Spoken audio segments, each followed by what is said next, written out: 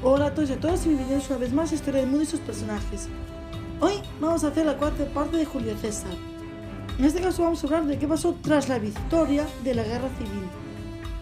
Así que, gafas, casco, hacemos motor, ponemos el cinto y nos vamos a ver cómo le fue a Julio César tras su victoria. César regresó a Roma a finales de julio del 46 a.C. La victoria total de su facción dotó a César de un poder enorme y el Senado se apresuró a legitimar su victoria nombrándolo dictador por tercera vez en la primavera del 46 a.C. con un plazo y precedentes de 10 años. En septiembre celebró sus triunfos ofreciendo 4 desfiles triunfales que se desarrollaron entre el 21 de septiembre y el día 2 de octubre. Galos, egipcios, asiáticos y africanos desfilaron encadenados ante la multitud, mientras jirafas, carros de guerra britanos y batallas de lagos artificiales dejaban boquiabiertos a sus ciudadanos. La guerra entre los romanos fue enmascarada por las victorias contra extranjeros y las celebraciones no tuvieron precedentes en sus dimensiones y duración. Durante las celebraciones fue ejecutado ritualmente Vercingetorix, que había permanecido en una cárcel de plata desde su captura después de Alesia. En ese mismo desfile se rompió el eje de su carroza y estuvo a punto de caer al suelo, y el desfile triunfal contra Farnés II contó con una carroza que portaba el lema Venidi, Vidi, Vici. César no olvidó recompensar a sus tropas y así entregó a cada legionario 5.000 denarios, equivalentes a los que ganarían en los 16 años de servicio obligatorio. A cada centurión 10.000 y a cada tributo y perfecto 20.000 denarios. Además les asignó también terrenos, aunque no cercanos a Roma, para no despojar a ciudadanos y establecer así colonias romanas en territorios recientemente conquistados. Distribuyó al pueblo 10 monodios de trigo por cabeza y otras tantas libras de aceite con 300 sestercios, en cumplimiento de una antigua promesa que le había hecho, a los cuales agregó 100 más por la demora. Rebajó el alquiler de las casas en Roma hasta la suma de los 2.000 sestercios, en el resto de Italia hasta 500, y a todo ello añadió la distribución de carnes y, después del triunfo sobre España, 2 festines públicos, y no considerado el primero bastante digno de sus magnificencias, el que ofreció 5 días después fue mucho más abundante. Dio también espectáculos de varios tipos, incluyendo combate de gladiadores, comedias en todos los barrios de la ciudad, que desempeñaron actores de todas las naciones y todos los idiomas. Juegos en el circo, atletas y una taumaquia completaron el programa. En el foro combatieron entre los gladiadores Furio Leptino, en cuya familia figuraban rectores, y Quinto Clapeno, que había formado parte del Senado y defendido causas delante del pueblo.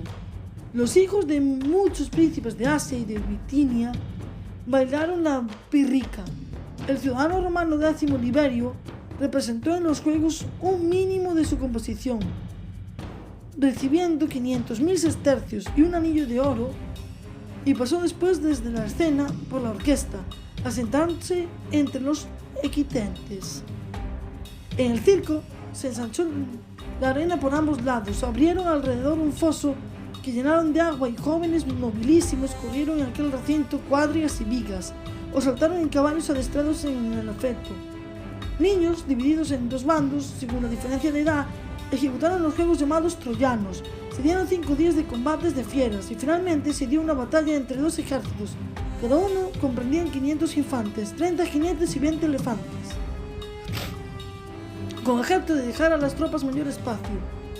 Había quitado las barreras del circo, formando a cada extremo un campamento. Durante 3 días lucharon atletas en un estadio construido expresamente en las inmediaciones del campo de Marte. Se hizo un lago en la Codena Menor, un lugar del otro lado del Tíber, y allí trabaron un combate naval, birremes, tirremes, cuatrirremes, figurando 2 flotas, una tiria y otra egipcia, cargadas de soldados. El anuncio de estos espectáculos había traído a Roma una gran cantidad de forasteros, cuya mayor parte durmió en tiendas de campaña, en las calles y en las plazas, y muchas personas, entre ellos 2 senadores, fueron aplastados o asfixiados por la multitud. En el invierno del 46, estalló una nueva rebelión en Hispania, liderada por los hijos de Pompeyo, usando la antigua influencia de su padre y los recursos de la provincia. Los hermanos Pompeyo y Tito Labieno consiguieron reunir un ejército de 13 legiones compuestas por los restos del ejército constituido en África. Las 2 legiones de veteranos, una legión de ciudadanos romanos de Hispania, y el aislamiento de la población local a finales del 46 a.C., tomaron el control de casi toda Hispania ulterior, incluyendo las colonias romanas de Itálica y Córdoba, la capital de la provincia. César, ante el peligro, regresó a Hispania y tras algunas escaramuzas los derrotó finalmente en la batalla de Munda. Repito, los derrotó en la batalla de Munda. Mención aparte merece la actividad constructiva de César, que durante su dictadura emprendió numerosos proyectos de reforma de los edificios públicos de Roma y creó otros muchos nuevos, en general en torno al Campo de Marte y el nuevo complejo del Foro. Cabe destacar entre ellos el Foro Julio o Foro de César, construido en el 46 a.C., las pendientes del Capitolio y finalizado por Augusto. En el centro de la plaza se alzaba la estatua ecuestre de César, ante el templo de su divina antepasada, Venus Genetrix. Obra destacada igualmente en dicho templo se encontraba la estatua de la diosa instalada en el albiste del templo y que era obra de Arcesilinas, cuyos bocetos alzaban según Plinio preciosos astronómicos. Pero sobre eso, César logró llegar a tener un poder absoluto, y esto fue lo que pasó cuando obtuvo ese poder. Debe señalarse que no está históricamente demostrado que la intención de César fuera proclamarse rey, y de haber querido serlo no puede saberse qué tipo de rey, si un rex a la manera etrusca, como lo había sido Servio Tulio o Lucio Tarquino Prisco, o uno semejante del faraón egipcio, o simplemente al estilo de los basileos helénicos. Lo cierto es que un análisis ponderado de los hechos, según nos ha llegado de muchas fuentes, parece indicar que pensaba en instaurar un régimen autocrático de algún tipo, o al menos lo pensaba en las esferas más cercanas a él. César, después de vencer tras el último intento de los Pompeyos, dirigido por Zeno Pompeyo, hijo de Pompeyo Magno, se mostró desconfiado, pensando en la posibilidad de un inminente intento de asesinato. Muestra de ello es que en diciembre del año 45 a.C., en vísperas de las Saturnales, fue a pasar unos días con el suegro de Gayo Octavio, su sobrino nieto, en la residencia que éste poseía cerca de Tupeorni, hoy Pozzuoli, e hizo que lo acompañara una escolta de 2000 hombres. Como podéis ver, César intuía que alguien lo quería matar, y para muchos sería un placer que desapareciera, y para otros fue la suerte que pudo perdurar. Cicerón, cuya villa colindaba con la de Lucio Marcio Flipo, había pedido a César que le hiciera el honor de cenar con él. El dictador aceptó. Los sucesos de aquella noche quedaron registrados en una célebre carta de Marco Tulio Cicerón a Tito Pomponio Ático. Según Cicerón, César llegó a la villa acompañado de toda la guardia. 3 salones especiales recibieron al séquito de César. La cena fue un gran éxito. Como el César se había purgado, precisamente Marco Tulio Cicerón bebió y comió con tanto apetito como energía. César se mostró conservador, brillante e ingenioso. Por otra parte, añade su anfitrión, ni una palabra de sus asuntos serios. Conversación eternamente literaria. Al día siguiente, el 20 de diciembre, partió a Roma. El Senado había aprovechado los ausencia de César para votar en bloque los decretos relativos a los honores que le eran conferidos. Así explica Don Casio. Esta labor no debía parecer el resultado de una ecuación, sino la expresión de su libre voluntad. Cuando César estaba ya de regreso en Roma, antes de colocar los decretos a los pies de Júpiter Capitolio, como era tradicional, los senadores decidieron presentárselos personalmente. De este modo, se subrayaba aún más la importancia del homenaje que el Senado le rendía. César estaba en el vestíbulo del templo de Venus Genetrix, ocupando un discurso en los planos de los trabajos que los arquitectos y artistas habían venido a someterle. Cuando se le anunció que el Senado in corpore había venido a verlo, recibió de los magistrados en ejercicio y de una multitud de ciudadanos de diversos rangos, hizo como que no le daba importancia alguna y continuó sin interrumpirla la conversación con sus colaboradores. Uno de los senadores se adelantó para pronunciar un discurso apropiado a las circunstancias. Entonces César se volvió hacia él y se esperó a escucharlo sin dignarse siquiera levantarse de su asiento. Probablemente se trataba de poner en evidencia su disgusto con la afrenta que le infligió el tribuno Aquila 3 meses antes. Asimismo, su respuesta dejó anodados a los senadores. En vez de alargar la lista de honores, a él acordaros, insistió, más bien un ridículus. Pero no obstante lo aceptó. Esta actitud produjo una tremenda indignación entre los miembros del Senado y en la multitud que sintió a esta solemnidad. César no se limitó a aceptar las distinciones honoríficas con las que lo habían coronado el Senado, sino que al mismo tiempo supo apoderarse de múltiples prerrogativas de un carácter más realista, que le permitieron reunir en sus manos la totalidad del poder gubernamental.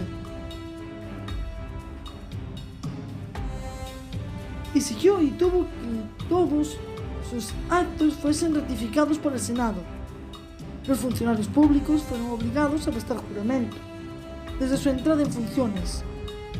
No oponerse jamás a medida alguna que emanaba de él y se hizo atribuir los privilegios de los tributos de la plebe, con lo que obtuvo la tribunancia potestas y la inmunidad sacrosanta que los distinguía. Como consecuencia, el Senado perdió su poder, permaneciendo como una asamblea consultiva que aprobaba resoluciones que el dictador podía pasar por alto, sin dar siquiera una explicación para hacerlo. En el sucesivo, sería César quien tendría el derecho exclusivo de disponer de las finanzas del Estado y quien prepararía la lista de los candidatos al consulado y demás magistraturas. Así, de hecho, ya poseía todos los poderes de un monarca. No le faltaba más que el título. A este respecto, empezó una propaganda insinuante emprendida por ciertos agentes para preparar la opinión pública, que era muy hostil a la idea de volver a la monarquía. Sus enemigos esperaban poder arruinarlo más fácilmente explotando su ambición, y se organizaron para actuar. Como resultado, seguiría una guerra solapada, pero implacable. Esta comenzó cuando la estatua de oro que acababa de ser erigida de César en la rostra fue coronada con una diadema portando una cintilla blanca, distinción de la realeza. Se trataba de una primera tentativa, todavía muy discreta, de sondear el terreno y disimular un deseo popular en fervor de la coronación de César como rey. Dos tributos del pueblo ordenaron arrancar la diadema y lanzarla lejos. Hecho esto, simularon erguirse en defensores de la reputación cívica de César. En los últimos días de enero tenían lugar en el Monte Albo, en las cercanías de Roma, las tradicionales fiestas latinas. César estaba llamado a asistir bien como pontífice máximo o como dictador. Optó por esta última calidad, lo cual le permitía, usando el privilegio que le había concedido el Senado, figurar en estas ceremonias vistiendo la toga púrpura y calzando las altas botas rojas.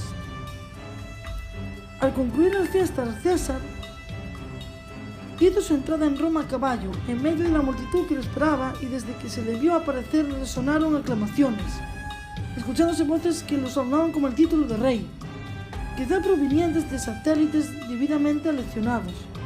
Inmediatamente el partido opuesto intervino y se escucharon emociones de protesta. César salvó la situación respondiendo: "Mi nombre es César y no Rex", lo cual, en rigor, podría interpretarse como lo que solo venía a los saludos de que era objeto una alusión a su parentesco con la gens Marci Rex, a la que pertenecía su madre. Otro acto estaba previsto para el 15 de febrero, día de las fiestas lupercales. Para asistir a ella, César usó el mismo ropaje que había usado en las fiestas latinas y ocupó el sistal de oro, sitio en medio de la tribuna de las arengas, delante del cual debía pasar la procesión conducida por Marco Antonio. Junto al dictador se situó el cuerpo de magistrados en ejército, su jefe de caballería Marco Emilio Lépido, los pretores, los ediles, etc. Mientras desfilaba delante de la tribuna el colegio de sacerdotes julianos, uno de ellos, Licinio, apareció a nivel del estrado y depositó a los pies de César una corona de laurel entrelazada con la cinta de la diadema real, momento en que estallaron los aplausos. Entonces Licinio subió a la tribuna y puso la corona sobre la cabeza de César, que hizo un gesto de protesta y se dirigió a Lépido para que lo ayudara, pero este no hizo nada. Gayo Casio Longino se adelantó y quitó la corona de la cabeza de César, la puso sobre sus rodillas, pero César la rechazó. Y en el último minuto Marco Antonio trató de componer las cosas, escaló la rostra, se apoderó de la corona y la colocó de nuevo sobre la cabeza del dictador. Pero César esta vez se quitó él mismo la corona y la arrojó lejos de sí. Esto le valió los aplausos de la multitud, pero algunos espectadores le pidieron que aceptara la ofrenda del pueblo. Marco Antonio aprovechó el momento para recogerle el emblema, tratando de ceñírselo de nuevo y se escucharon gritos de ¡Salud! ¡Oh, rey! Pero con ellos se mezclaban protestas indignas. César se quitó la corona y ordenó llevarla al templo de Júpiter, donde será mejor colocada. Requirió al redactor de los actos públicos que hicieran constar allí que, habiéndole ofrecido el pueblo la realeza de manos del cónsul, él la había rechazado. Mientras tanto, se recurrió a los libros civiles, que habiendo sido consumidos por las llamas en los tiempos de Lucio Cornelio Sila, habían sido reemplazados desde entonces por copias espurias. Los encargados de la custodia de dichos libros anunciaron que ciertos pasajes dejaban entender que los ejércitos romanos no obtendrían la victoria sobre los partos en la guerra que iba a comenzar de un momento a otro, hasta que estuviesen mandados por un rey. Pronto circuló en Roma el rumor que en la próxima sesión del Senado, que había de tener lugar el 15 de marzo, el quindecimbrino Lucio Aurelio Cota, tío del dictador, tomaría la palabra para proponer que fuese conferido el título de rey a su sobrino. Y hasta aquí la cuarta parte de la historia de César. Os dejo y en la próxima vamos a hablar sobre cómo fue la campaña contra Partia y Dacia, etcétera, etcétera, etcétera. Y os dejo, por favor, el like, la suscripción y la campanita. Son muy básicos. Hasta luego.